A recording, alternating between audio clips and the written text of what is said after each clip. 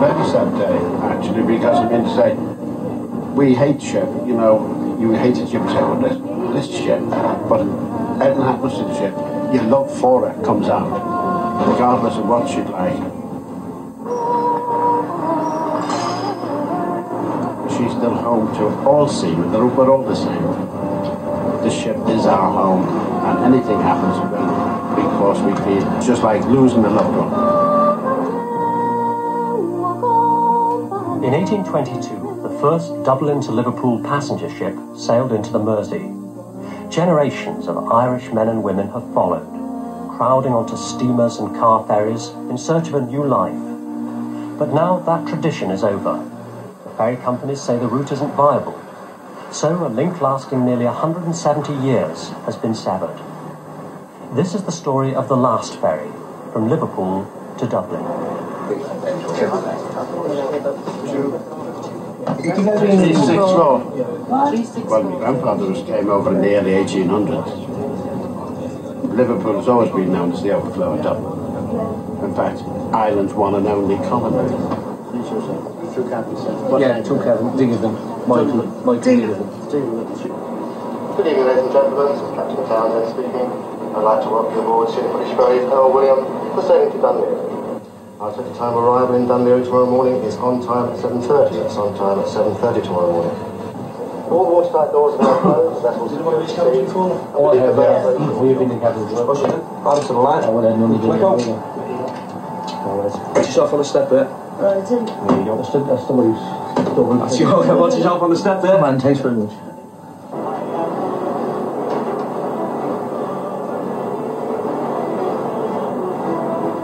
Which way to go? Which way to go?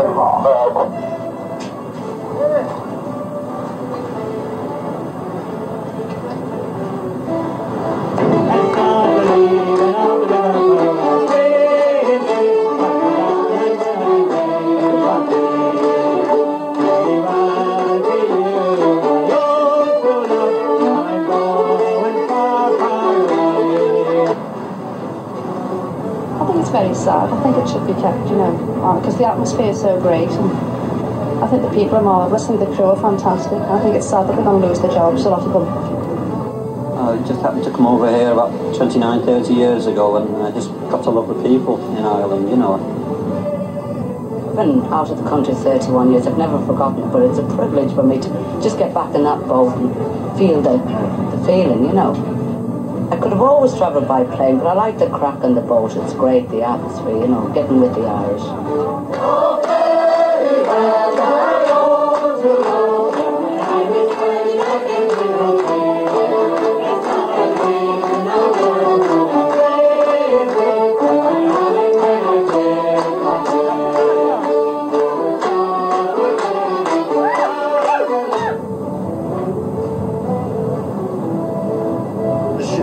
Ghosts for all of us.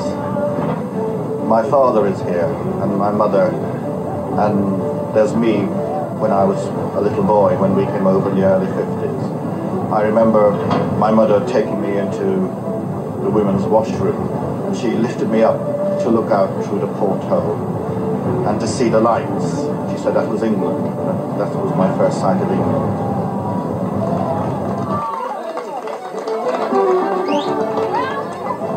In the 19th century, Ireland was basically a place everybody wanted to get out of. Many of them came this way, either to go on to cotton mills of Lancashire and the woolen mills of Yorkshire, or down into London. More used Liverpool as a stepping off place for North America, to Canada and the United States. So that we are following the route of thousands, most probably millions, of Irish people as they spread across the world.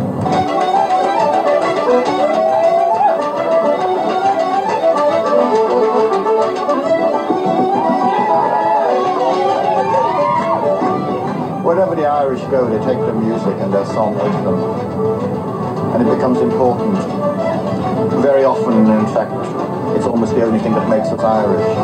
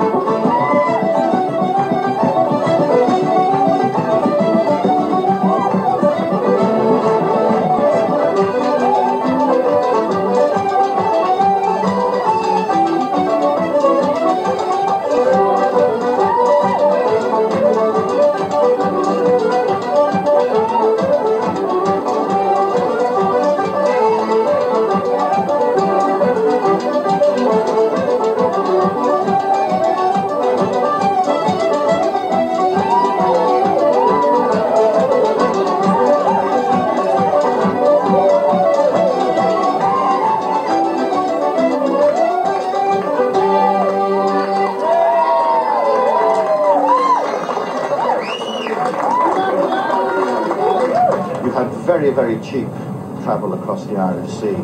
So that, for example, a farm labourer in Mayo could move across for the seasonal harvesting in the Yorkshire Dales and then go back for the winter with what he had earned to pay his rents in Ireland. Debate about the economic effects in Ireland of that sort of movement. But the same thing was happening up to the 1950s, which was the bricklayer coming over and doing seasonal work. Is still happening today. I come over here in 1951 from Dublin to Chester for £1, 2 and 6 pence. That was me fare and a cabin, right, to Chester. And I went home that year, St. Patrick's Day, Easter, August holiday, and Christmas, and the boats were packed. So it was a big queue outside, and I seen this girl, ponytail, sat there. She was what you call a bopper, right, in the 50s. That night, the boat was electric because it was Cayley music, and there was drinking everywhere. We had drinks there and everywhere, and you couldn't move because the boat was packed. Even in the toilet, there was people lying on the floor. Well, he was nice and dark and not tall, but nice to look at.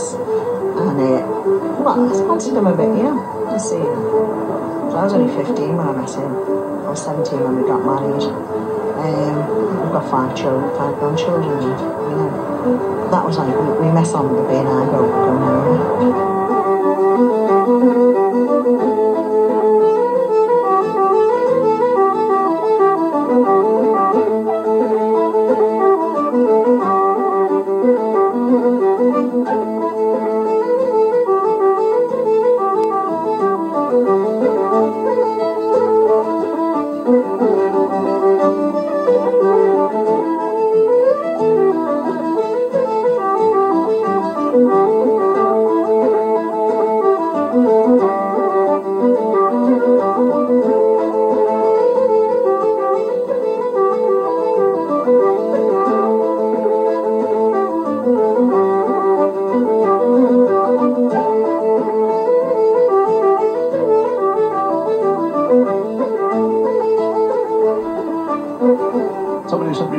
Do you carry a doctor? I said, no, we don't carry a doctor, but I didn't know what Dublin is. There are 3 universities there, and I think about 95% of them are going in for medicine.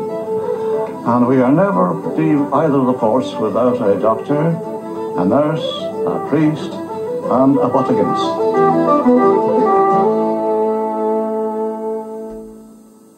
Well, I joined the B&I in 1929 and went right through to 1974. In that time, I have been involved with preparations for a lady having a baby, if that's the way I can put it. And I was very reluctant to call the doctors up, but never once did they demur. I was 7 months pregnant, right? And I didn't know I was 7 because it's my first baby, right? So in the middle of the day I said to you, right? I said, I'm feeling too well. So I went into the ladies' toilet, right? And I called you in. She told me to come into the toilet. I went straight forward, you know, to the office. And I told her, I said, what is this? I said, she needs a bit of help. The captain was always the bridge was always informed what was happening, in case they would have to turn the ship around or speed the ship up. So he got in touch, then, you know, made a phone round, and of course at the time there was 2 doctors, you know, on the ship at the time, Dr. Hurley and his wife. I know it's Dr. Hurley, I'm sure, and his wife. Both of my doctors. And they emptied the passenger's place. That's it. Took me in there, right? Made a labour ward out of it, right? And about 2 hours later, Joseph was born. Okay? So it was all nice sailing anyway. And There's no way I went to the ladies' toilet. So I stayed outside the door.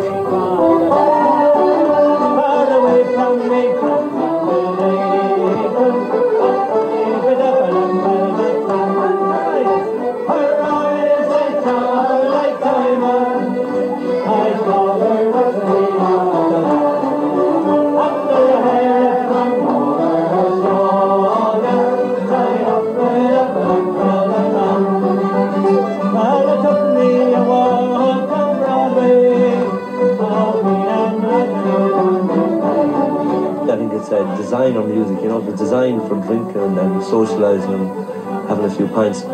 It's not that you have to drink with it, but most people, they go out and have a few pints, sing along.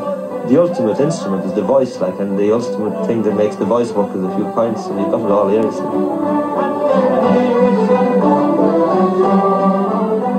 There's probably more music on the Liverpool route than you would get on the Holyhead, because the Holyhead is only 3.5 hours. By the time people get on, have a pint or two or sit down, there's not a whole lot of time to get into singing and really get going, so you tend to just wait your time and get off.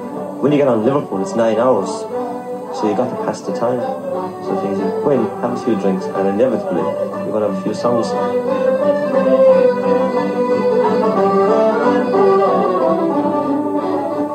A lot of people have to move away from their own home to bring their culture out.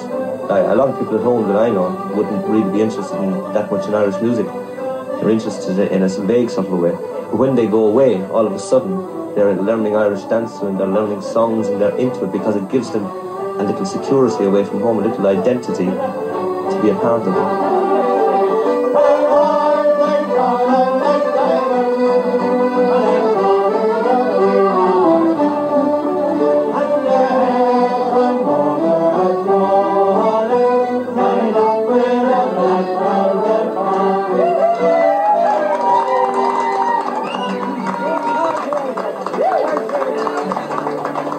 Immigration is central to Irish history and Irish culture. Yet you can read tons of Irish history books but hardly mention it or give it a paragraph or a footnote. All Irish migrants have this myth of return. They all seem to think that they're going just for a few years and then they will go back and everything will be as it was. And of course, people don't go back. There's very rarely anything to go back to.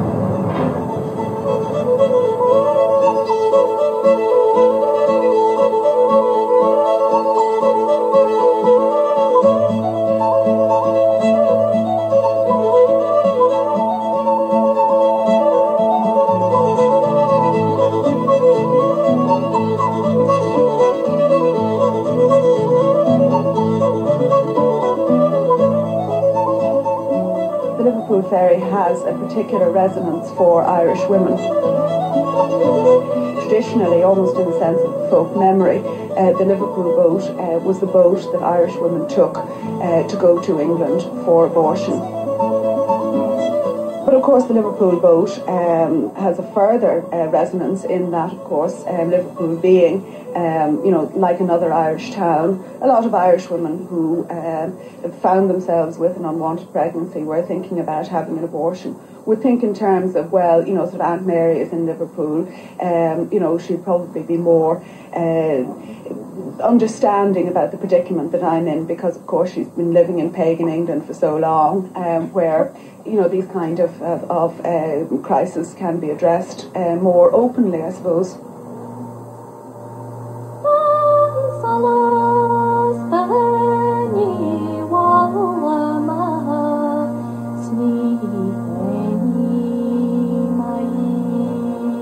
Because it's a boat trip and because it takes a long time and because you may be seasick or whatever, it adds to the sort of the sordidness of your abortion decision. It doesn't help the sense of guilt that it's so relatively easy to get an abortion in England, so that it's almost reassuring stories of pregnant women being sick over the railings on the side or whatever, that it keeps the abortion question in the realm that Irish people recognise, which is the realm of the sordid.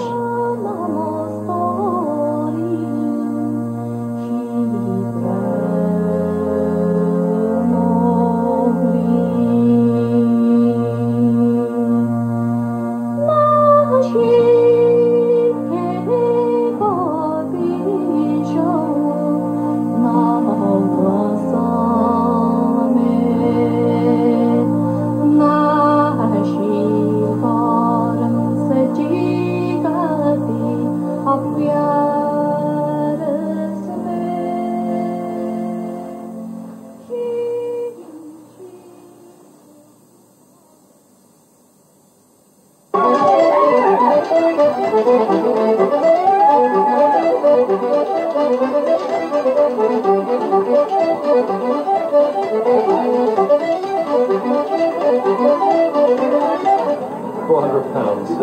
£400 in this one.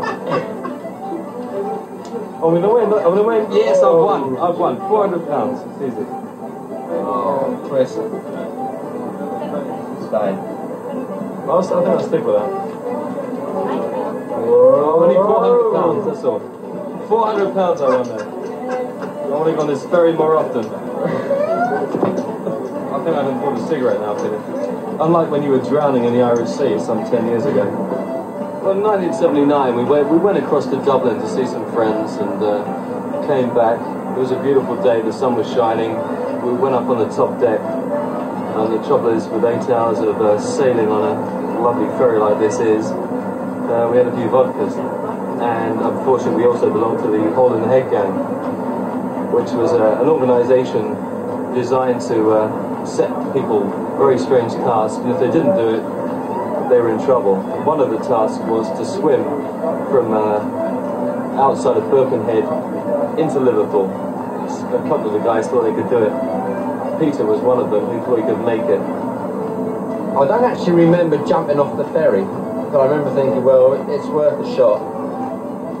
What I do remember is actually my head breaking. The first thing I remember is my head breaking over the waves, and I suddenly just felt absolutely panic-stricken because I couldn't see the boat, and I finally saw the shore, and when I did I was just horrified because I realised that it was too far away for me to actually reach, and I was so scared that I really didn't think I was going to die.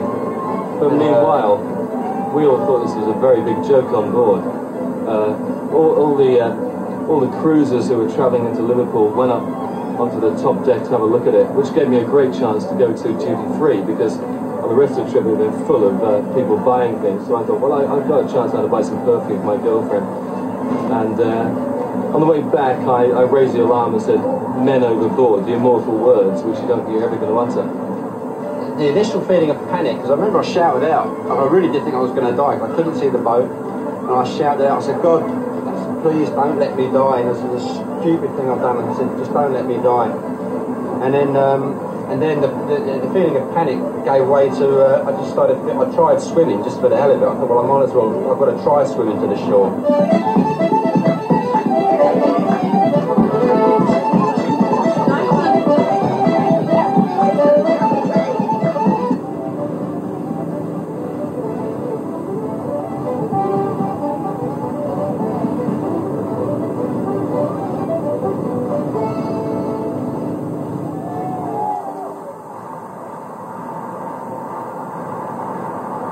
I think the end of this ferry run, the end of this route, tells us more about what's happening in Liverpool and the north of England than it tells us about what's happening in Ireland. I mean, Ireland is still exporting people at an extraordinary rate, but they're not going to Liverpool. And migrants have to go to a vibrant economy. They have to go where there are jobs, and there aren't jobs in Liverpool and north of England. So the routes now are down to London, and then maybe on to the United States or across to Europe. There really is nothing to keep this route alive, except the Liverpool Irish community. I'm worried about the effects on the Liverpool Irish community of the loss of this route, which is their direct day-to-day link with Dublin.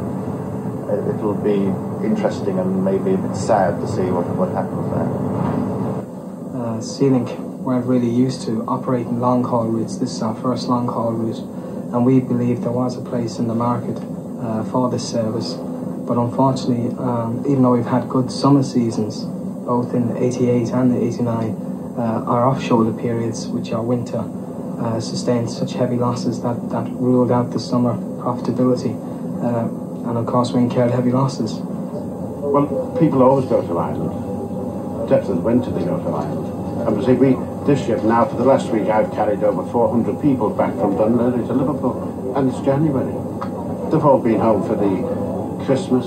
They go home for every holy day of obligation. They go home for Easter. They go home for summer. They go home for every funeral. So they're travelling all the year round to Ireland, and particularly from Liverpool. Sealink knew when the idea came up, or the question came up of the route's long-term future, that any decision to close or to alter the route would not be popular. But unfortunately, unlike other companies operating into Ireland, we are a public-owned company, so therefore we have to respond to profit. And our board just wouldn't allow the losses to continue to mount. Unfortunately, most shipping companies these days, like other major companies, are run by accountants, and they are not interested in how the passenger fares as far as getting from A to B goes. It's much more economical for them to make the passenger go to Holyhead, because they can operate the ship much more economically on that service.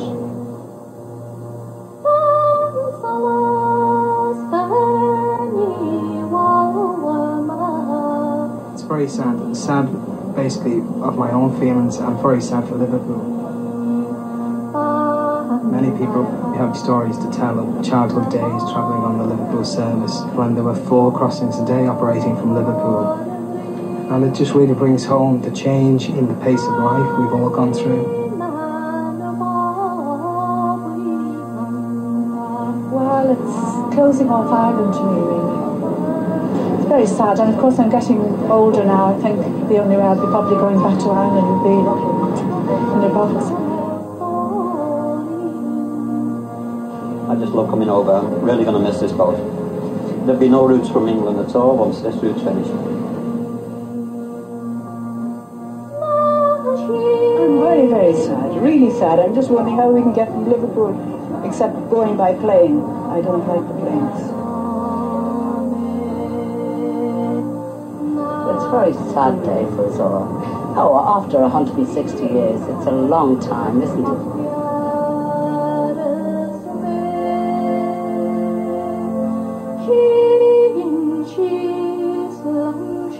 Misa,